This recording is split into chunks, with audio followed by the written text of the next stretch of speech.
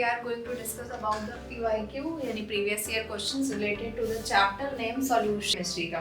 ठीक है, जैसे आपकी बुक की स्टार्टिंग ही होगी तो आपको पता है कि this is the first chapter, physical chemistry का पार्ट है। तो आपको पहले से ही क्वेश्चंस बनते हैं बोर्ड एग्जामिनेशन में, मोर और लेस न्यूमेरिकल पार्ट ज़्यादा होता है। उसके अलावा कुछ डेफिनेशंस भी आती हैं, लेकिन न्यूमेरिकल का पोर्शन इस चैप्टर का सेम। सबसे पहले हम लोग जो है इससे रिलेटेड PYQ पे एक नज़र डालेंगे, देखेंगे एंड फिर हम लोग उसको सॉल्व करेंगे। ठीक है, so let's. Pressure of 45 gram per litre solution of a substance is 3.2 atmosphere in very brief way, so that आप PYQ जब सॉल्व करें तो आपको थोड़ा सा रिकॉल हो जाए कि what is the solution chapter is about. तो फर्स्ट तो क्या किलो नहीं है, W।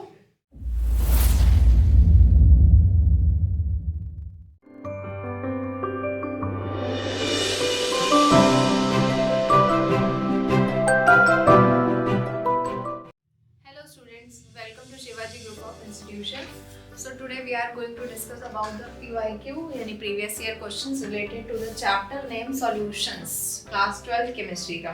ठीक है, जैसे आपकी बुक की स्टार्टिंग ही होगी तो आपको पता है कि this is the first chapter, physical chemistry का पार्ट है।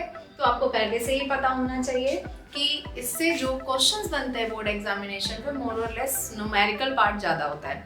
उसके अलावा कुछ डेफिनेशंस भी आती हैं, लेकिन न्यूमेरिकल का पोर्शन इस चैप्टर से ज़्यादा आने वाला है। तो हमारा तरीका बिल्कुल वही रहेगा, सेम। सबसे पहले हम लोग जो है इससे रिलेटेड PYQ पे एक नज़र डालेंगे, देखेंगे एंड फिर हम लोग उसको सॉल्व करेंगे। ठीक है, so let's move to the PYQ part.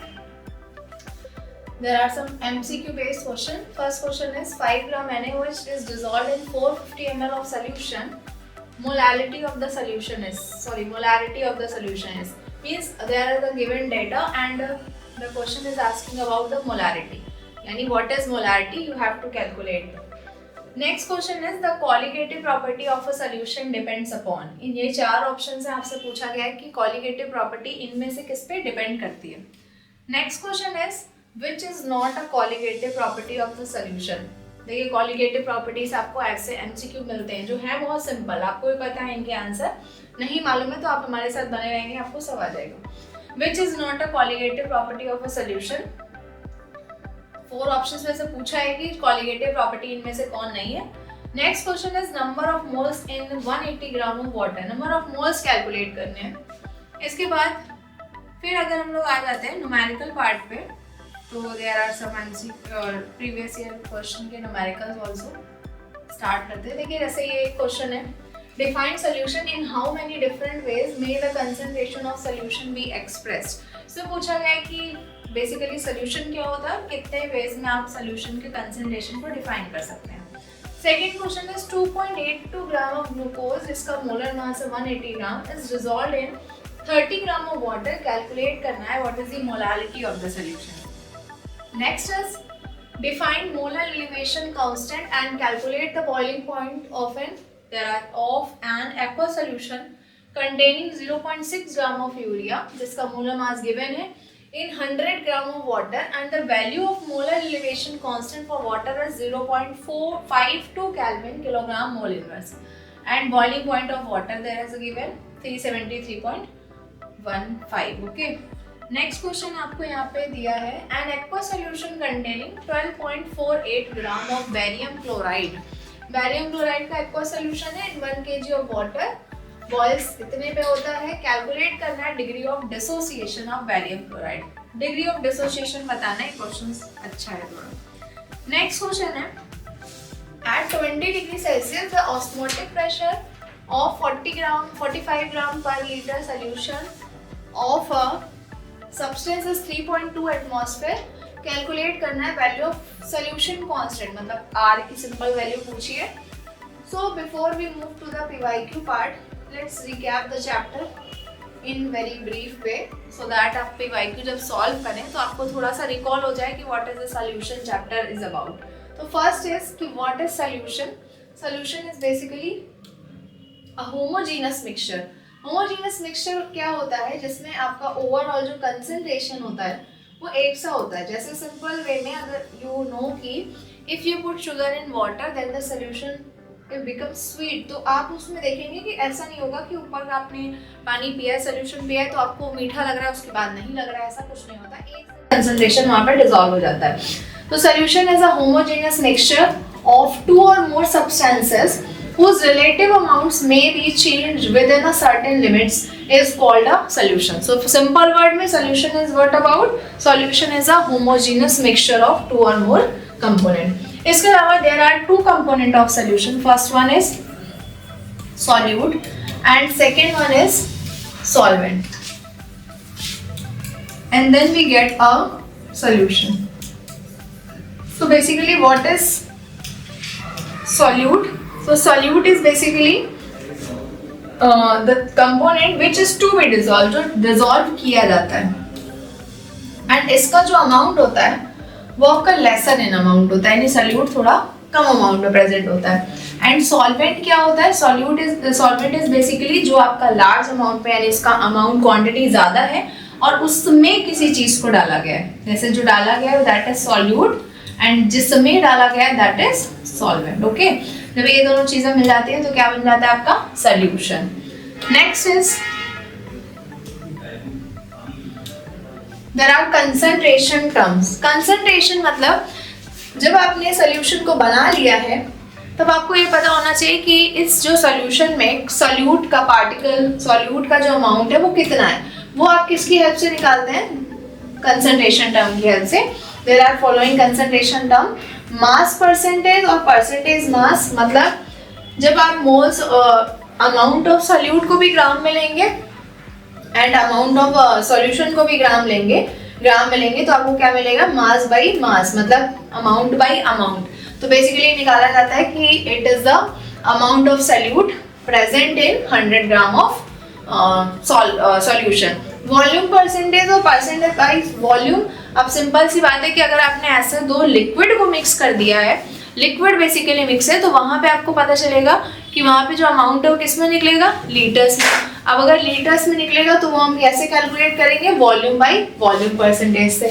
Next is gram per litre, यानी अब अमाउंट जो है वो आपका ग्राम में होगा लेकिन वॉल्यूम जो है वो आपका नीचे रखा जाएगा, दैट इज लीटर। इसके बाद नेक्स्ट इज मोलैरिटी, ये समझना ज्यादा जरूरी है। Molarity is basically what? Number of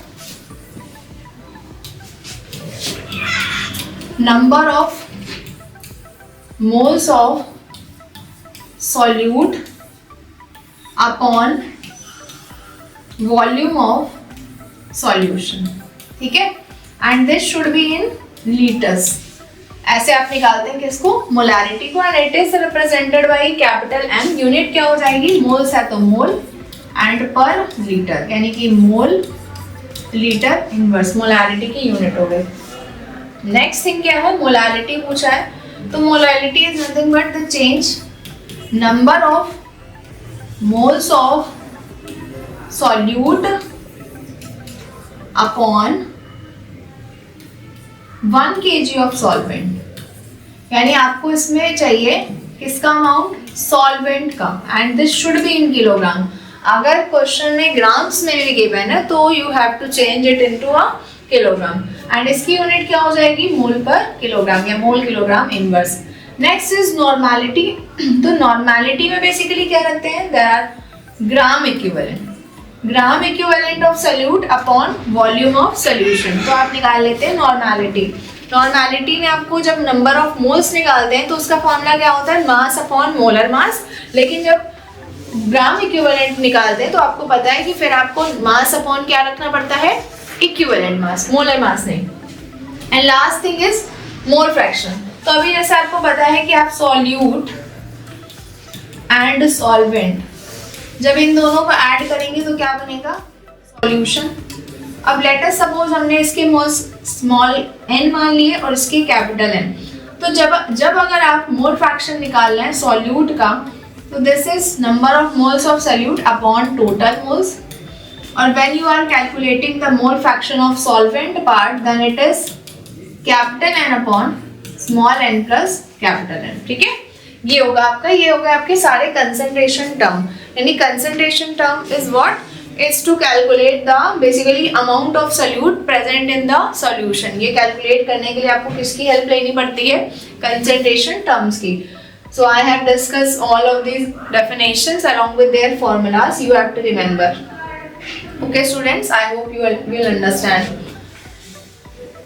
Next, colligative properties हमारा नेक्स्ट टॉपिक है. हम लोग यहाँ पे ब्रीफ में डिस्कस करने वाले हैं कि हमारे सॉल्यूशन में क्या क्या इंपॉर्टेंट पार्ट है. तो कॉलिगेटिव प्रॉपर्टीज क्या होती है? The properties of solution which depend upon the number of solute particles. Molecules हो सकते हैं, आयंस हो सकते हैं, present in a definite amount of solvent but not on the chemical nature of solute are called colligative properties.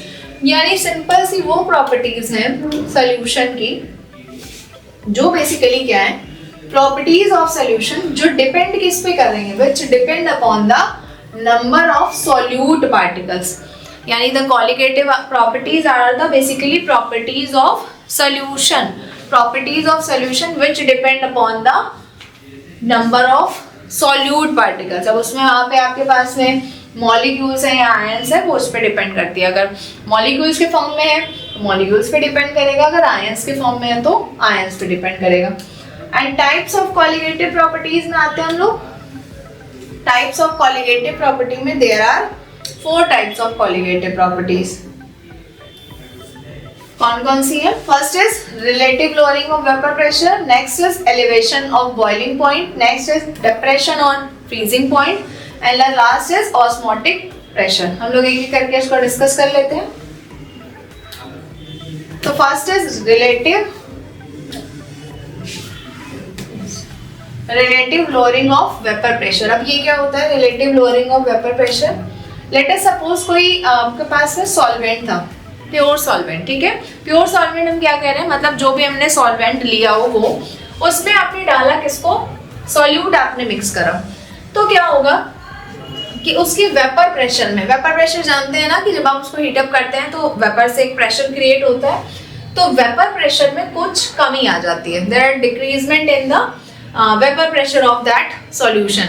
उसी को आप कहते हैं लोअरिंग ऑफ, क्या बोलते हैं, लोअरिंग ऑफ वेपर प्रेशर. और जब आप इसका बेसिकली रेशियो निकालते हैं या कंपेयर कराते हैं सॉल्यूशन के साथ कि पहले कितना था और अब कितना आ गया, तो वही बन जाता है क्या, relative lowering of vapour pressure. जैसे initial let us suppose P0 था एंड अब जो उसमें कमी आई, डिक्रीजमेंट हुआ, दैट इज P, तो हमने निकाला P0 माइनस P. तो ये वाला पार्ट क्या है, लोअरिंग ऑफ वेपर प्रेशर का. But when you are comparing it with the initial vapour pressure, then it becomes a relative lowering vapor pressure. You have to remember the formula also. P0 minus P या PS लिखा होता है sometime books में. P0 minus PS is equal upon P0 is equals to X solute. Means कि relative lowering vapor pressure is what? It is equal to the mole fraction of solute. ये solute के mole fraction के equal होता है. P0 minus PS upon P0 is equals to lowering vapour pressure, यानी मोल fraction of solute के equal. ठीक है.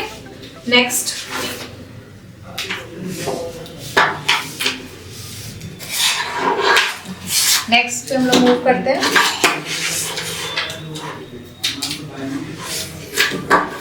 Next is elevation of boiling point. Again the same thing. अब एलिवेशन इन बॉइलिंग पॉइंट क्या होगा, लेट अस सपोज इनिशियली क्या है, आपके पास में कोई सॉल्वेंट प्रेजेंट है. लेट अस सपोज हम वाटर का ही एग्जांपल ले लेते हैं कि we have water as a solvent, pure solvent है ये. अब इसका बॉइलिंग पॉइंट आपको सबको पता है, let us suppose 100 degree Celsius है इसका बॉइलिंग पॉइंट वाटर का.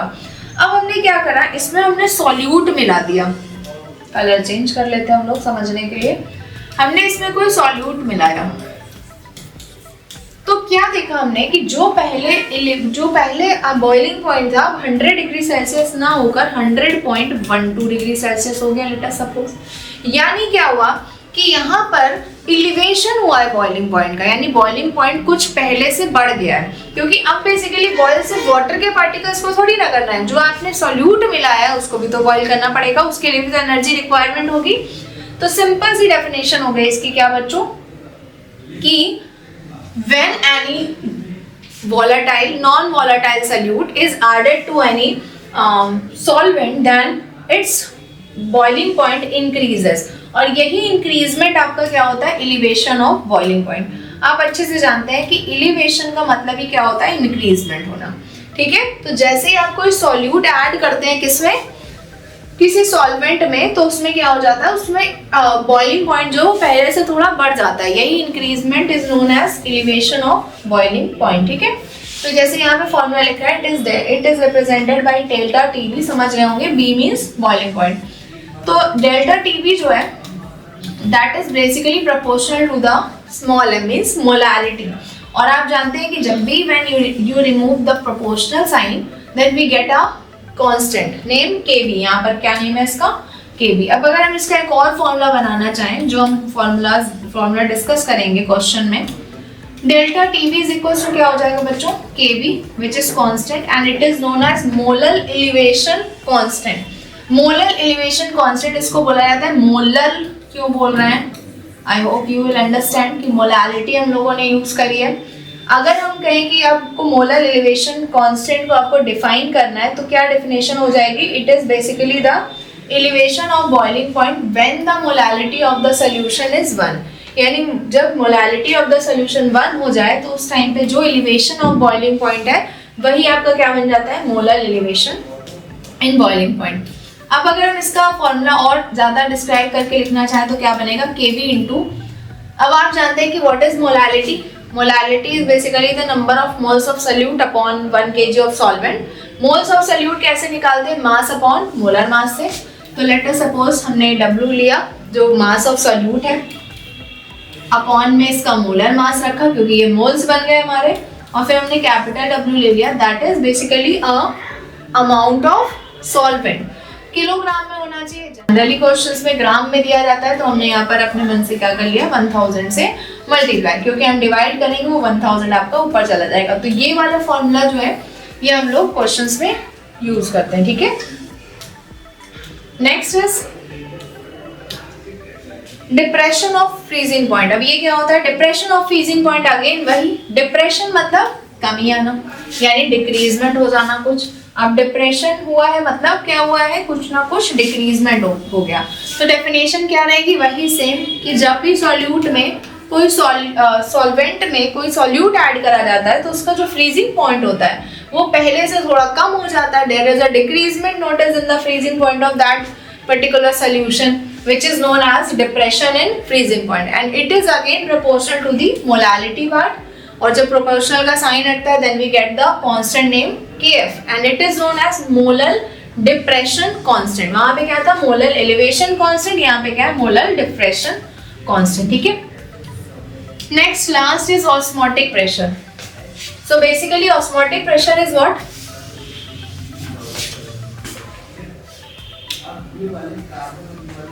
जब भी देयर आर टू सॉल्यूशंस तो उसमें क्या होता है कि सेमी परमिएबल मेम्ब्रेन हम जब लगाते हैं तो उसमें जो सॉल्वेंट के पार्टिकल्स हैं वो मूव करके दूसरे साइड जाने लगते हैं, मूव करने लगते हैं। इसको हम लोग बोलते हैं ऑस्मोसिस। और इसी जैसे मूव करके इधर जाने लगे, इधर का लेवल बढ़ गया, और इसी को रोकने के लिए to prevent the process of osmosis आप जितना प्रेशर अप्लाई करते हैं ताकि ये वापस से अपनी जगह पर आ जाए, उसी को आप क्या कहते हैं, osmotic pressure. Means to prevent the procedure or to prevent the phenomena of osmosis we applied some pressure is known as osmotic pressure and it is represented by pi। pi is equals to formula क्या है भाई, PV is equals to nRT से निकला हुआ formula है, pi is equals to nRT upon V। ठीक है, तो n आपको पता है नंबर ऑफ मोल्स, R आपको मालूम है सॉल्यूशन कांस्टेंट, यहाँ पे T टेम्परेचर, V वॉल्यूम। ठीक है, तो let's move to the our एक और टॉपिक है, देख लीजिए, वांट ऑफ फैक्टर। तो वांट ऑफ फैक्टर क्या होता है कि the ratio of the observed यानी experimental value of colligative property to the normal calculated value of the same property is termed as van't of factor.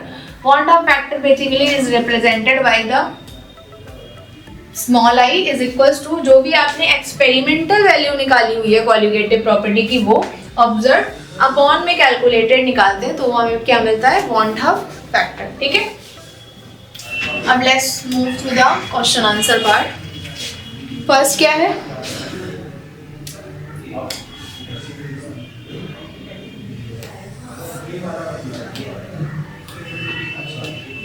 5 gram NaOH is dissolved in 450 ml of solution. Molarity हमको find out करनी है.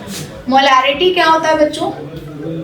Number of moles of solute upon volume of solution. यानी यहाँ पे क्या बन गया basically? W amount of solute हो गया. हम सिंपल आपके लिए फॉर्मूला लिख दे रहे हैं. क्या हो जाएगा बच्चों? अमाउंट ऑफ सॉल्यूट अपॉन क्या हो जाएगा इसका? मोलर मास इनटू क्या हो जाएगा? वॉल्यूम, जो कि होना चाहिए किसमें? लीटर्स. चलिए सॉल्व करते हैं. क्या क्या हमें दिया है? तो हमें देखिए अमाउंट ऑफ सॉल्यूट, NaOH को डिसॉल्व करवाया जा रहा है तो ये हमारा सॉल्यूट हो गया, तो हमने रखा 5 अपॉन में क्या करा है इसका? NaOH का आपको मोलर मास पता ही है, कैलकुलेट करेंगे तो क्या आ जाएगा? 23 + 16 + 1 कितना आ गया बच्चों? 40. तो हमने ये रखा अपॉन में 40 इनटू वॉल्यूम कितना दिया है? 450. लेकिन बच्चों ये किस में दिया है? ml में दिया है. हमें ml में तो पुट करना ही नहीं है, हमें किस में चाहिए? लीटर्स में. तो जब आप 1000 का इसमें डिवाइड कराएंगे तो वो 1000 कहाँ चला जाएगा? ऊपर चला जाएगा. अब इसको सिंपल आप सॉल्व कर लीजिए. यहाँ से 2 0 एंड यहाँ से ये 0 आपके कैंसिल हो गए. चलिए दूसरा पेन चेंज कर लेते हैं, थोड़ा सा कलर डार्क कर लेते हैं. अब क्या बचा बच्चों? 5 अपॉन 5 × 10 अपॉन 4 × 45. ठीक है. अब इसको जब आप सॉल्व करेंगे तो क्या आएगा? 5 से आपने इसको काटा 9 आ गया, फिर आपने इसको सॉल्व करो तो ये आ गया 5 और ये आ गया 2. तो बेसिकली आया 5/18. जब डिवाइड कराएंगे तो क्या आएगा? पॉइंट लगाना पड़ेगा, तो कैसे तो डिवाइड जाएगा नहीं. 18 3 × 54 होता है, तो 18 2 × 2 टाइम्स चला गया. उसके बाद में क्योंकि 2 वाले भी ऑप्शन हमारे पास 2 है तो हमें एक और वैल्यू आगे सॉल्व करनी पड़ेगी. और यहाँ रिमेनिंग कितना बचा बच्चों? 14 बचा. तो यानी 140 बनेगा. और कितनी बार जाएगा ये? 7 टाइम चला जाएगा, 126. तो यानी option number D would be the correct answer. ठीक है. तो यानी सिंपल सा एक मोलारिटी पर बेस्ड PYQ पूछा गया है जिसने आपको अमाउंट ऑफ सल्यूट दिया था, आपको मोलर मास निकालना था, वॉल्यूम ऑफ सोल्यूशन आपको दिया था. फिर जब आपने इसको कैलकुलेट कर दिया तो आपको मिल गया. यानी आप इसको और आगे सॉल्व करेंगे तो यही आ जाएगा. यूनिट हम लोगों ने अभी डिस्कस करी कि मोल लीटर इनवर्स होती है. ठीक है. आगे बढ़ते हैं. चलिए नेक्स्ट देखते हैं अपना क्वेश्चन क्या है.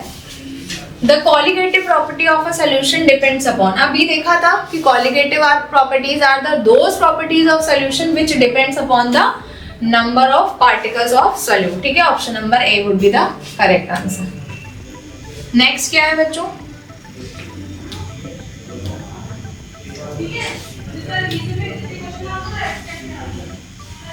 फिर से देखिए क्या पूछा गया है इसमें.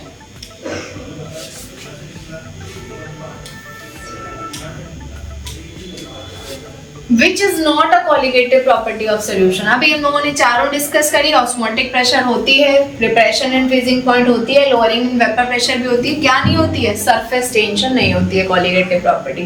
तो option number B would be the correct answer. इसमें आपको सिंपल पूछा गया number of moles of solute आपको कैलकुलेट करने. Number of moles of water 180 gram यहाँ पे अमाउंट गिवन है. तो आपको पता है कि मोल्स कैसे निकालते हैं? नंबर ऑफ मोल्स कैसे कैलकुलेट करते हैं? मास अपॉन मोलर मास से. तो मास कितना है? 180 ग्राम. एंड वाटर का फॉर्मूला क्या होता है? H2. एंड इसका मोलर मास कितना होता है? 18. तो 18 से डिवाइड करा देंगे, सिंपल आंसर आ जाएगा 10. ठीक है. तो D would be the correct answer. Move to the next question part. तो ये हमारे MCQ वाले हो गए सारे. अब लोग देखते हैं क्वेश्चन आंसर पार्ट पे आते हैं हम लोग, न्यूमेरिकल बेस्ड. तो यहाँ पूछा है define solution and in how many different ways may the concentration of solution be expressed. सबसे पहले तो आपको डिफाइन सोल्यूशन करना है. तो अभी आपने पढ़ा कहाँ क्या डिफाइन सोल्यूशन? ये रहा ma'am. A homogeneous mixture of 2 or more substances whose relative amount may be changed with a certain limit is called solution. And you have to solute plus solvent is equal to solution. वो भी आप दिखा देंगे क्योंकि आप उसमें each component represent कर देंगे solution के. concentration terms कितने तरीके से represent कर सकते हैं? तो these are the concentration terms. mass percent निकाल सकते हैं या percentage by mass बोल सकते हैं. वॉल्यूम परसेंटेज निकाल सकते हैं या परसेंटेज बाय वॉल्यूम बोल सकते हैं. ग्राम पर लीटर में कैलकुलेट कर सकते हैं. मोलारिटी बता सकते हैं, मोलारिटी बता सकते हैं, नॉर्मैलिटी एंड मोल फ्रैक्शन. यानी आप इतने सारे गिवन मेथड से कंसंट्रेशन ऑफ सॉल्यूशन को क्या कर सकते हैं? रिप्रेजेंट कर सकते हैं. ठीक है. तो बच्चों ये डिपेंड करता है कि आपसे जो क्वेश्चन है वो किस तरीके से पूछा है। जैसे यहाँ पर अगर ये पूछा है कि define solution and how many different ways may the concentration of solution be expressed, explain पूछा है, तो सबसे पहले तो आपको सोल्यूशन वाला पार्ट बताना है कि what is solution. Solution is a homogeneous mixture. फिर आपने इसके दो कंपोनेंट बताए, solute plus solvent is equal to solution. Then you have to move towards the different ways of the concentration of solution part. तो one by one आपने सारे veg लिखे। अगर आपको ज्यादा टाइम नहीं है पूरा एक्सप्लेन करने का, फिर भी आपको एटलीस्ट उसके फॉर्मूले तो लिखने ही है। जैसे नॉर्मैलिटी है तो मोलैरिटी है तो आपने मोलैरिटी बताया एंड मोलैरिटी का फॉर्मूला लिख दिया। इतना वाला पार्ट आपको इस क्वेश्चन में करना पड़ेगा। नेक्स्ट अगेन न्यूमेरिकल आ गया। क्या न्यूमेरिकल है, सॉल्व करते हैं इसको। चलिए, तो क्वेश्चन में जो है पूछा गया है 2.82 ग्राम ऑफ ग्लूकोज जिसका मोलर मास दिया। तो सबसे पहले तो हम लोग लिख देते हैं अमाउंट ऑफ या mass of glucose and that is 2.82 ग्राम। ठीक है, एंड इट्स मोलर मास कितना गिवन है,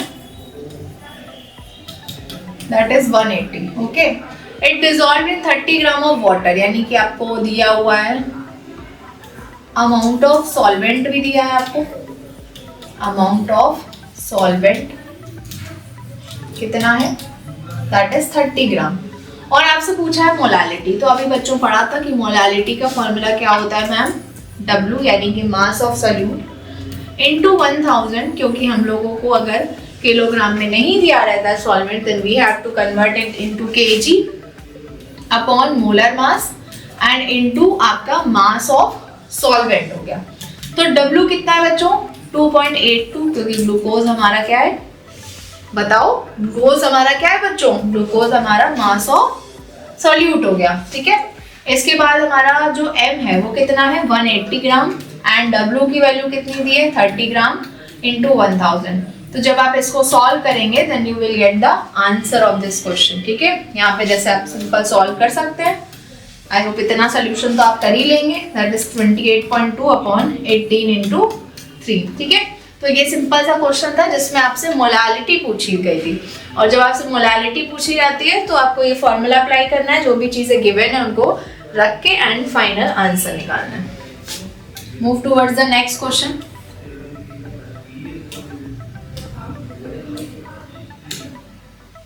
next question is define molar elevation constant. साथ में क्या बताना है, कैलकुलेट करना है आपको boiling point of N aqua solution containing 0.6 gram of urea जिसका मोलर मास दिया है आपको बच्चों and value of molar elevation constant भी दी हुई है आपको। निकालना क्या है, boiling point of N aqua solution आपको निकालना है। ठीक है, तो देखेंगे इसको कैसे लगाएंगे। सबसे पहले तो ये बताइए कि मोलर एलिवेशन कांस्टेंट क्या होता है। अभी हम लोगों ने देखा था कि delta TB is equals to होता है Kb इंटू एम। ठीक है, हमने अभी डिस्कस किया था ये कि that is molar elevation constant, और अगर आप इस m की वैल्यू 1 रख देंगे तो एलिवेशन ऑफ बॉइलिंग पॉइंट ही आपका क्या बन जाएगा, मोलर एलिवेशन कांस्टेंट। तो बच्चों कैसे डिफाइन करेंगे कि molar elevation constant is the elevation of boiling point of solution when the molarity of solution is 1, या यूनिट बोल सकते हो। पहला पार्ट हो गया। अब हम लोग आते हैं न्यूमेरिकल पार्ट पे। और जब भी बोर्ड में ऐसा क्वेश्चन आता है ना कि पहले आपसे कुछ डिफाइन पूछा रहता है फिर आपसे कुछ न्यूमेरिकल पूछा रहता है, तो आप पूरा क्वेश्चन ध्यान से पढ़िएगा। ऐसा ना हो कि आपने पूरा ऊपर का सिर्फ क्वेश्चन थ्योरी पढ़ी, आपने उसका आंसर दे दिया और न्यूमेरिकल आपका मिस हो गया, तो आपके नंबर भी वहां पे मिस हो जाएंगे। ठीक, आते हैं क्या क्या चीजें दी हैं। Boiling point of N aqua solution आपसे पूछा है, 0.6 ग्राम आपको यूरिया गिवन है, तो W is equal to small w हो गया 0.6 ग्राम। इसका मोलर मास आपको गिवन है, यानी कि जो हमारे फॉर्मूले में शॉर्ट में लिखे हैं अब आप समझ गए हैं, हम लोगों ने सारी चीजें पहले ही डिस्कस कर ली हैं। ये हो गया। इसके बाद क्या दिया बच्चों 100 ग्राम ऑफ वाटर, यानी कैपिटल W जो है वो आपका 100 ग्राम है। और भी कुछ दिया है, यस मैम दिया हुआ है। मोलर एलिवेशन कांस्टेंट भी तो दिया है, तो हमारा Kb की भी वैल्यू दी है, कितनी दी है 0.52 केल्विन किलोग्राम मोल इनवर्स। ठीक है, अब चलिए कैलकुलेट करते हैं। बॉइलिंग पॉइंट ऑफ वाटर दिया है तो उसको तो बाद में हम लोग समझेंगे, पहले डेल्टा टीबी निकाल देते हैं। डेल्टा टीबी कैसे निकलेगा, KB into W into 1000 upon M into W. अभी मैंने एक्सप्लेन किया कि ये कैसे आया है पार्ट, ठीक है, just before 5 minute I think. तो केबी क्या हो गया 0.52, डब्ल्यू क्या हो गया बच्चों 0.6, इंटू हो गया 1000 अपॉन एम कितना है बच्चों 60 और डब्ल्यू कितना है आपका 100 ग्राम। इसको आप सॉल्व कर लेंगे, डेल्टा टीबी की वैल्यू निकालेंगे। तो सॉल्व करिए इसको, ये आपका कैंसिल आउट हो गया, ये 6 बन गया, तो बेसिकली यहाँ से ये कैंसिल हुआ, यहाँ बचा 10, नहीं 3 0 तो आपके हट ही गए थे। हाँ, तो ये हो गया आपका 0.052, ये आपका आ गया कैल्विन में। कैल्विन नहीं आया था, यूनिट्स की कैल्विन में ही दी थी। अब बच्चों आपको एक चीज दी थी, बॉइलिंग पॉइंट ऑफ वाटर आपको पहले ही दिया था, तो ये आपका बीपी ऑफ वाटर गिवन है, यानी इनिशियल की कंडीशन है। कितना दिया है बच्चों 373.15 केल्विन दिया हुआ है। और आपसे पूछा क्या गया था, आपसे पूछा था boiling point of aqua solution. तो फॉर्मूला क्या होता है, delta TB is equal to, elevation हुआ है ना, यानी बाद वाला बढ़ गया होगा, टीबी डैश लिख लेते हैं, और इनिशियल वाला टीबी होगा। तो ये आपका सॉल्वेंट वाला है जो पहले रहा होगा, एंड ये आपका बाद वाला है। तो डेल्टा टीबी हम लोगों ने निकाल लिया 0.052। इसके अलावा टीबी डैश आपसे पूछा है क्योंकि ये आपका सोल्यूशन वाला पार्ट है, एंड ये आपको दिया था 373.15। ले आइए फिर इसको, क्या हो जाएगा 373.15 प्लस में आ गया प्लस 0.052। तो आप इसको ऐड कर लेंगे तो आपको आंसर मिल जाएगा जो आपसे पूछा था, boiling point of N aqua solution. अगर आप इस वीडियो को देख रहे हैं, आपको सॉल्यूशन समझ में आ गया, तो साथ में आप इसको एक जगह नोट करते हुए चला करिए, ठीक है। Now next move towards the next question,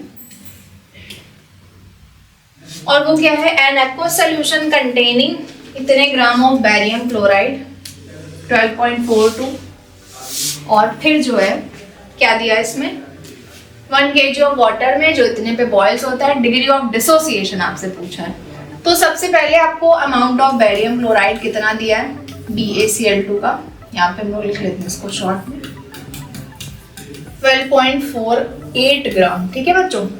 इसके बाद 1 kg ऑफ वाटर दिया है, तो कैपिटल W हो गया हमारा 1 kg। फिर क्या दिया है, हमें दिया हुआ है इसके साथ में बॉयल कितने टेम्परेचर पर होता है,